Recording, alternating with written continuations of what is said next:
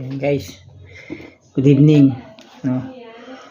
After ng work, then kumain tayo. Tapos after ng lunch, dinner natin, pahinga ng konti. Tapos dito naman tayo sa shop namin. Yan, shoe cleaning service. Yan, so mga shoe cleaning service kami. So yun, hindi tayo nahinto kasi kailangan natin ng double income.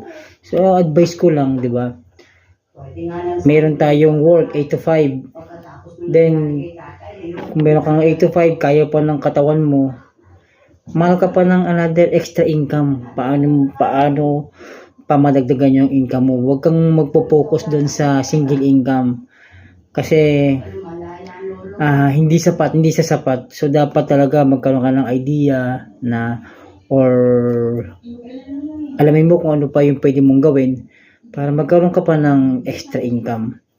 So yun, katulad natin ngayon na ginagawa natin yung sapatos na to. Actually ito ay folded glue. So yun, pinaayos to.